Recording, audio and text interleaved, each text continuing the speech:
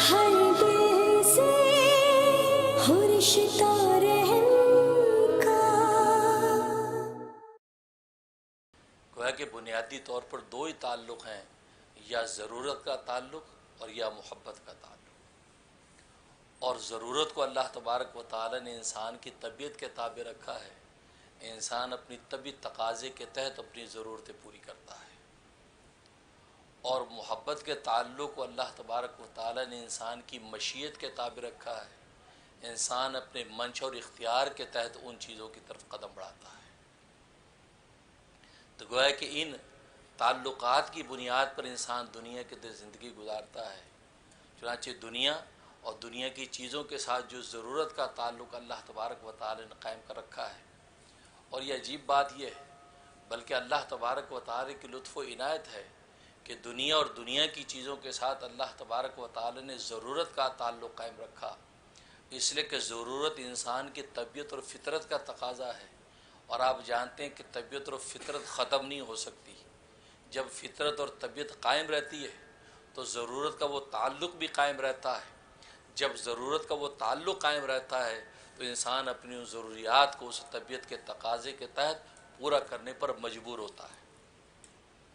چنانچہ انسان کا فطرت ہے کھانا،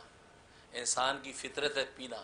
انسان کی فطرت ہے پہننا اوڑھنا، انسان کی فطرت ہے رہنے کے لیے جھونپڑا اور مکان بنانا، انسان کی فطرت ہے کہ اپنے رفیق حیات کے لیے رفیق حیات کا انتخاب کرنا۔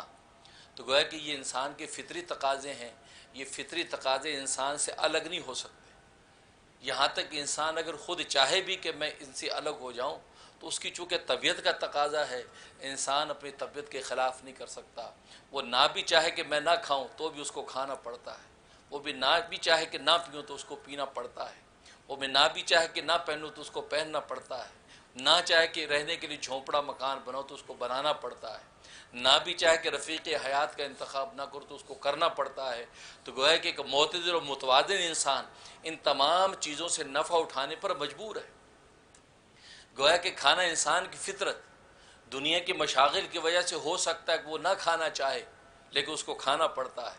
ہو سکتا ہے وہ مشاغل اور مصروفیت کی وجہ سے نہ پینا چاہے، اس کو کھانے پینے کا ٹائم ہی نہیں ہے، لیکن چلتے چلتے وہ ایک برگر لے کر کھا کر اپنا تقاضا پورا کرے گا، لیکن اس سے ہٹ نہیں سکتا۔ نیند انسان کی فطرت کا تقاضا ہے۔ ایک شخص سونا نہیں چاہتا، وہ طلب دنیا میں منہبی کے بیدار رہنا چاہتا ہے، تو لیکن اس کی طبیعت کا تقاضا وہ نہ بھی چاہے تو اللہ تبارک و تعالی زبردستی جبری اس پر نیند طاری کر کے وہ یہ نعمت عطا کرتا ہے۔ تو گویا کہ اس سے اللہ کی لطف و عنایت کا پتہ چلتا ہے کہ جس دنیا کے پیچھے انسان بھاگتا اور دوڑتا ہے، جس دنیا کی خاطر دنیا کے بنانے والے کو بھول جاتا ہے، وہ دنیا تو اللہ تبارک و تعالی نے جبراً ہمیں عطا کی ہے، ہم نہ بھی چاہیں تو ہمیں ملنی ہے، ہم نہ بھی چاہیں تو ہمیں عطا کرنی ہے۔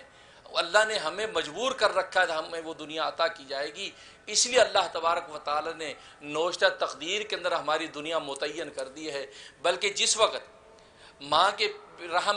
رحم کے اندر ٹھہرا تھا نطفہ، اسی وقت اللہ تبارک و تعالی نے ہماری دنیا متعین کر دی تھی، یہ کھائے گا کتنا، پیے گا کتنا، پہنے گا کتنا، اوڑھے گا کتنا، مکان کیسے، دکان کیسی، رفیق حیات کیسی۔ گویا کہ دنیا کی ساری نعمتوں کی فہرست اللہ تبارک و تعالی نے اسی وقت مقدر کر دی تھی۔ اب دنیا میں آنے کے بعد تو یہ مجبور ہے ان چیزوں کے لینے پر، تو پھر وہ کون سی دنیا ہے کہ جس دنیا کے پیچھے دوڑ کے انسان دنیا کے بنانے والے کو بھول جائے؟ یہ احمق انسان ہے، یہ نالائق ہے، اس کو اتنا پتہ نہیں کہ اللہ نے تو اس کی طبیعت کا تقاضا بنا دیا ہے، اس کو کھانا پڑے گا، اس کو پینا پڑے گا، اس کو پہننا پڑے گا، اس کو رفیق حیات کا انتخاب کرنا پڑے گا، اس کو رہنے کے لیے مکان دکان بنانی پڑے گی۔ تو پھر اس کو کیا پریشانی ہے کہ اس دنیا کی طلب میں لگ کے وہ دنیا کے بنانے والے کو بھول جائے۔ شکراً یا